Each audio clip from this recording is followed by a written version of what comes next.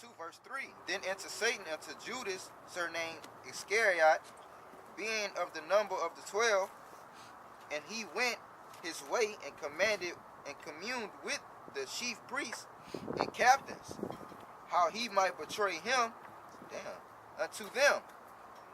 It say, and they were glad and what you want to go to? And covenanted. Damn, I say that. Covenanted to give him money. Right. Now jump to 21. 21. This is verse 21. It say, but behold, the hand of him that betrayeth me is with me on the table. And truly the Son of Man goeth as it was determined, but woe unto that man by whom he is betrayed. See that? But woe unto him by that man to whom he is betrayed. Okay? The whole time, Judas was seeking out, or the priests and captains, how they might betray him unto them. Okay, it says, and they were glad and covenanted to give him money. Okay, so the sellout was already there, but it says, but behold, the hand of him that betrayeth me is with me on the table. And truly the Son of Man goeth, and it was determined, but woe unto that man by whom he is betrayed. Okay, so that adversity, I lost what I was. 21, 22.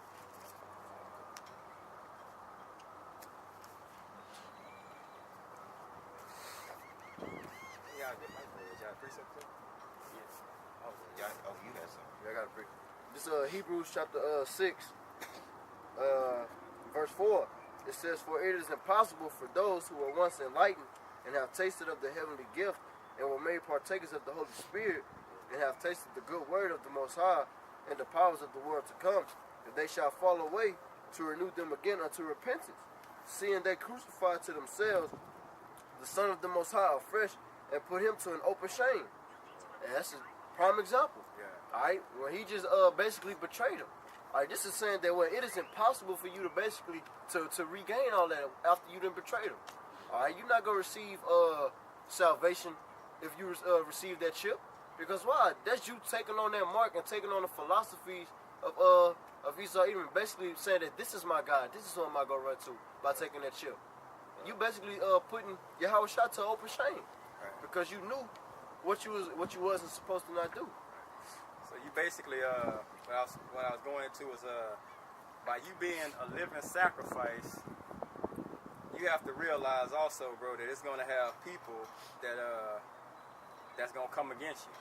You know what I'm saying? It's gonna basically, like, when you're trying to walk on your course and go to where you're going to go, you're going to have traitors.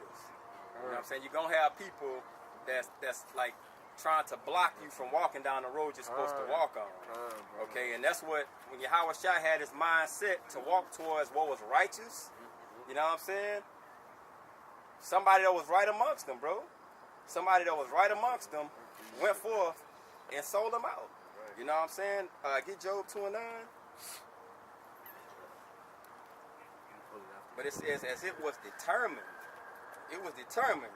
You know what I'm saying? Because what? They had that sin is in them. Yeah, exactly. It said, and truly the Son of Man goeth. It was set up for him to go that way. It said, but as it was determined. It was determined for him to go that way. Right. He was determined to go that way. Nobody was going to stop him from going. But it says, woe to that man, woe unto that man by whom he is betrayed. So everybody that's going against you, that's going to betray you, destruction going to come to them, bro. I got a quick precept just for that point you just made. This is Matthew 18 and 7. It says, woe unto the world because of offenses, for it must needs be that offenses come. Right. But woe to the man by whom the offense cometh. Right. You know? Right. Woe to the person who bring forth these offenses. You know? When you trying to do what's right. The point that you had made whenever you was like the ones that's just basically trying to block him from going on that path that he on. Right. It's Matthew chapter 4, I'm gonna start at 1. It says, then was Yahushua led up of the Spirit into the wilderness to be tempted of the devil. And when he had fasted 40 days and 40 nights, he was afterward and hungry. And when the tempter came to him, he said, if thou be son of the Most High, command that these stones may be made bread. But he answered and said, it is written, man shall not live by bread alone, but by every word that proceeded out the mouth of the Most High. And just basically going into it, all right, Yahushua was basically on a task. Like, he had his mindset that he was going to do something, but it said that the devil was basically trying to tempt him to do all these things. And he was trying to knock him up off that path. But he was in that right spirit, so it didn't move him. Oh, hold on. Yeah, this was what I was really getting at in Luke. Luke 22, it says, then entered Satan into Judas. That's what it was. Won't be to the man who the offense come, because if it wasn't for Esau, really, Judas wouldn't have took that bad. Right. You know, but it was already set up that way. It says, then entered Satan into Judas, surnamed Iscariot. It says, being of the number of 12. So basically, by Yahushua going on that walk, Satan is always going to peek his head in somewhere and try to get, or not try, going to get on someone to basically try to throw you off your walk, bro. But guess what? Balance, but check this out. But in the end, at the end of this, look what it say.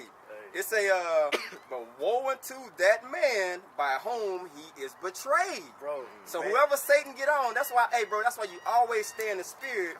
Because if you're not in the spirit, you allow Satan to jump on you. Now, he didn't use you for his purpose.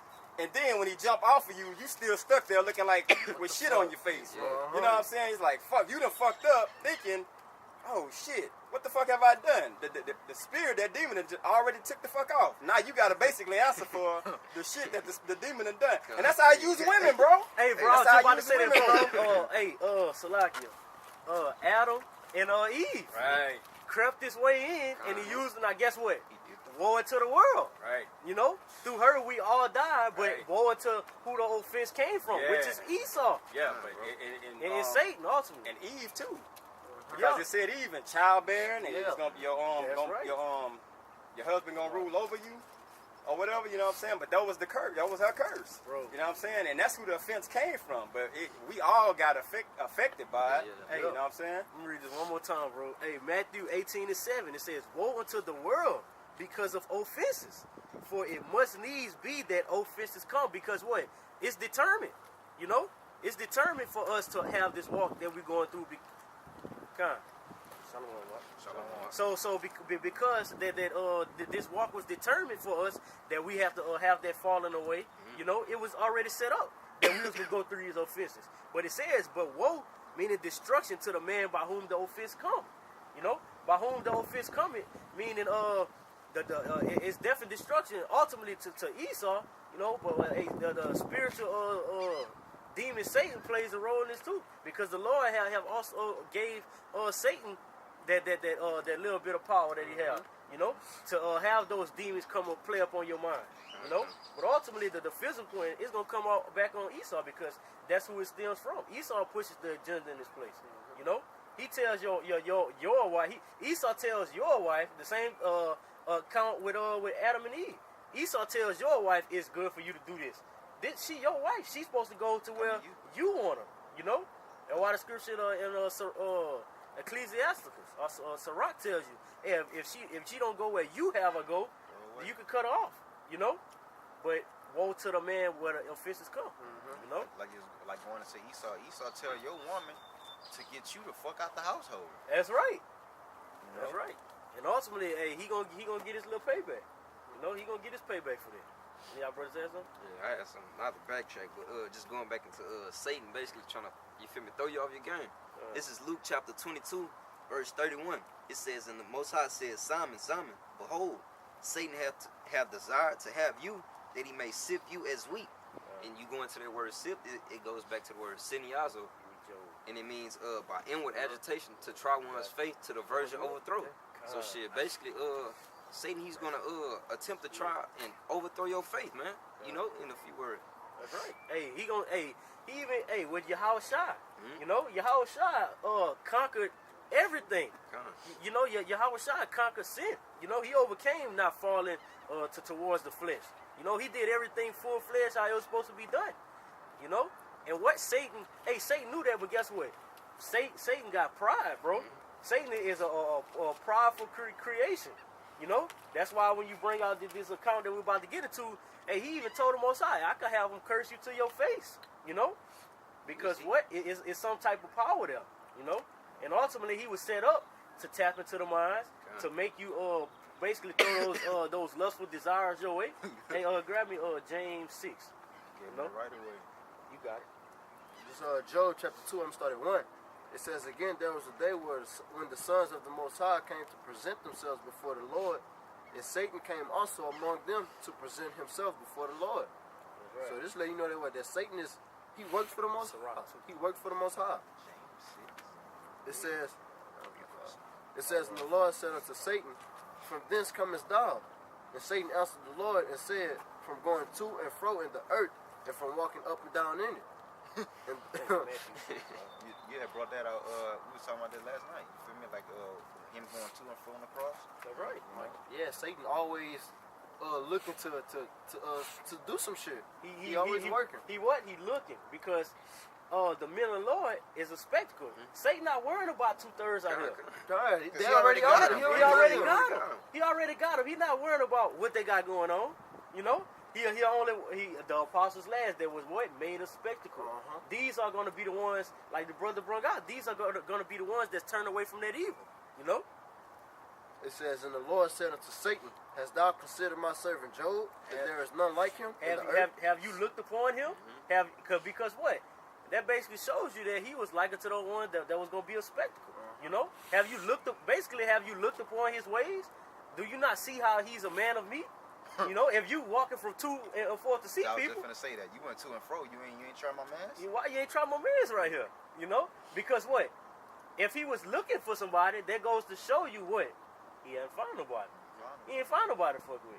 Because what? Everybody else was got. Fucked up. Everybody else was got. Everybody else was got, bro. They were lost in the sauce doing it. Hey, bro, you want somebody to find? Try one of my mans, because I know damn well they not about to fall. Exactly, I'm about to say that shows the power and the love the Most High got for us. That's right. You know what I'm saying? Like, because he told them, hey,